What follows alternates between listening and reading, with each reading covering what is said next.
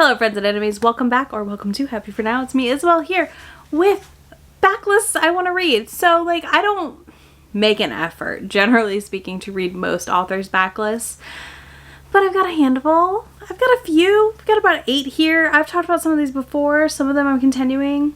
We're gonna have an honorary mention that I will be finishing this series / catching up to. But you know, sometimes you have authors that you just love and adore and you just want to read everything they've ever written, and you do that. But like if you're me and you have ADHD, you do that in random spurts because you forget. So sometimes it's a nice surprise when you're like, oh my god, I still have books from them to read. So I'm gonna go through this with one of my newer ones, and then we're gonna go through some that I've talked about before, one that isn't romance.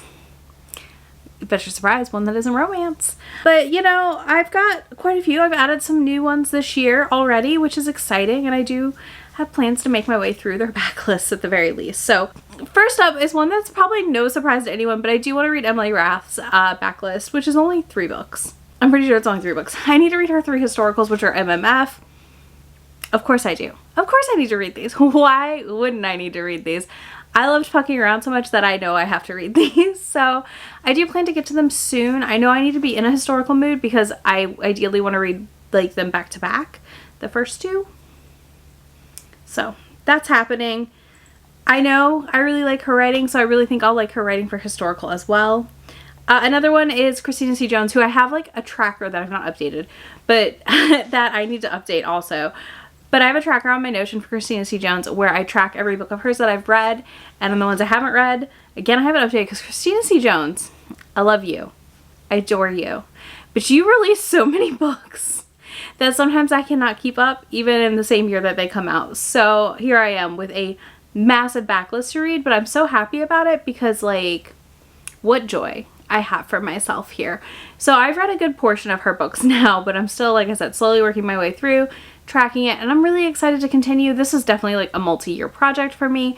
I don't think I'll be through her backlist before like 2025. But at least with her, at least with Christina, when I am caught up, it's cool because I will be caught up, but also know that I have like a bajillion more books coming because she writes a lot and I appreciate it.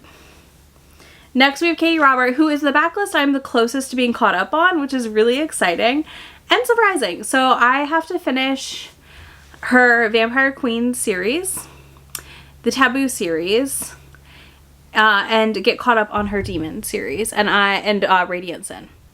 That's it. I only have a handful of books for Katie. I will not be reading Katie's backlist cop books personally. I don't think they're available anymore, and I don't read cop romances. I do excuse when she wrote those because like different times, ACAB forever, but different times. So like I just pretend they don't exist. But yeah, I only have a handful of her, so I'm pretty close. So I would like to hopefully this year with the Dark Olympus read along be basically caught up on Katie books, because that would be fantastic. I don't know if I will be because the new one that comes out in November, I'm not sure if I'm going to get an audio of it or how I want to read that yet, but either way, Katie I should be pretty close to caught up on this year, which is exciting because she's really slowed down her writing and I appreciate it. Not only for her own health's sake, but for the fact that like I can get caught up and like just read her new releases as they come out now instead. Okay, a surprise entry that is not romance. That might surprise some of you. I have read the first book in her biggest series, and that is N.K. Jemison. I've read the first book in both of her series, both of her trilogies. So I've read the Thousand Kingdom something and the other one, Broken Sky trilogy, book 1. So I'd like to finish both of these series. I really liked both, and I just need to do it because they're really good. Like, they're really good. And I would like to read The City We Became and the couple other little things she's had come out since then because I really love N.K. Jemison's writing. I just haven't been in a mood for this kind of book, but I need to find myself the time to be in the mood for this kind of book because these are so good and so enjoyable.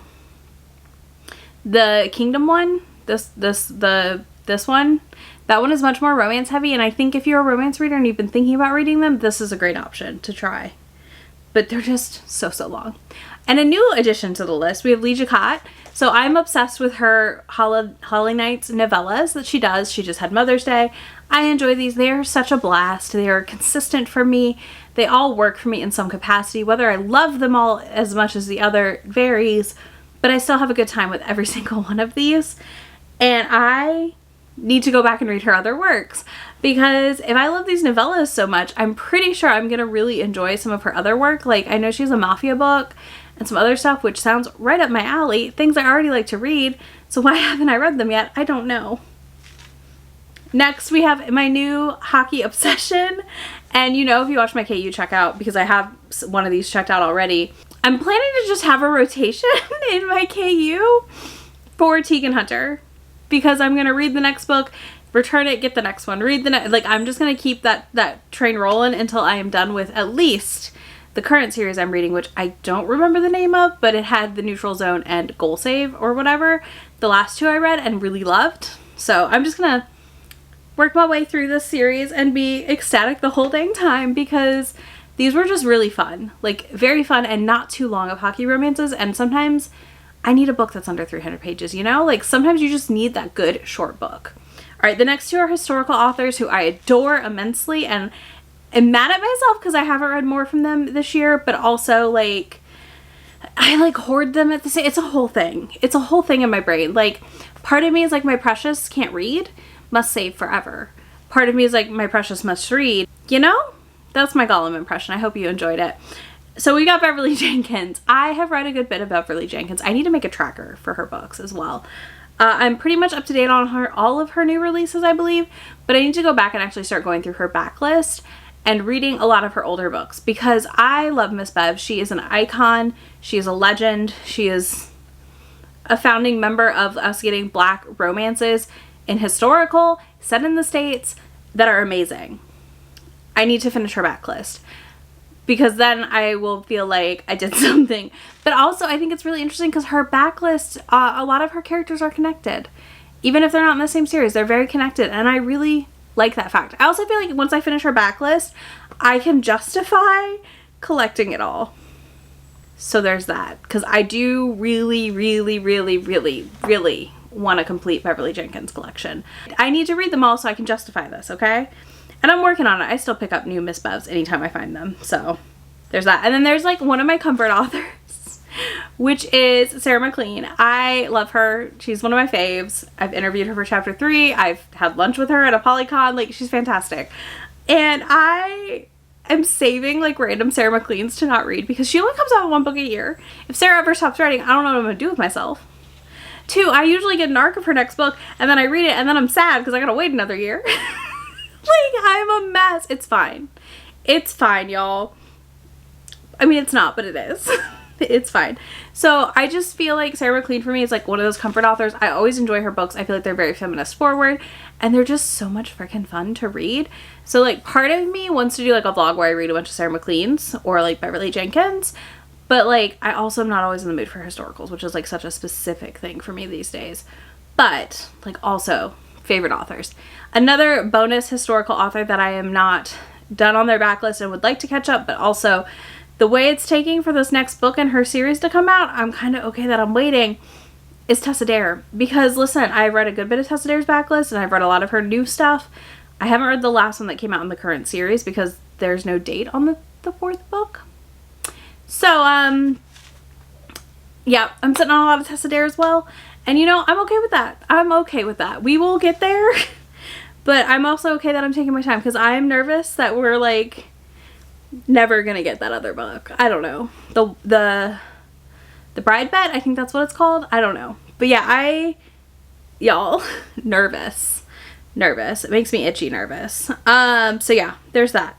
And then another, like, this is the bonus author that I'm going to include as an author I'm going to be caught up on this year for one series. I don't plan on reading all of Nalini's backlist.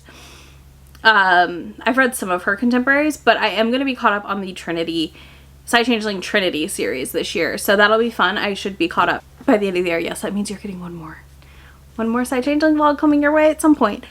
I'm not disclosing when, because I don't really know yet. But I will probably like read them slowly over like 2-month period, and then you'll get the vlog is the plan. But yeah, I do want to be caught up on Nalini Singh. And I would like to dive back into some more of her contemporaries. She has some rugby books I know I need to read, and I've read her Rockstar one, and I didn't love it. So I think I might like dip my toes into more of her backlist once I'm done with Side Changeling Trinity. So that is all of my backlist authors. I would love to know, Do you have an author you've read their whole backlist? Do you have one on your list that you're working through?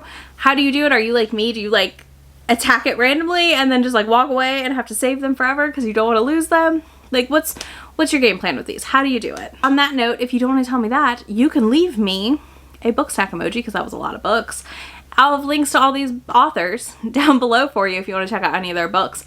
And if you don't want to do that, there'll be links to my friend anywhere on the internet. And I will talk to y'all in just a few days. Bye.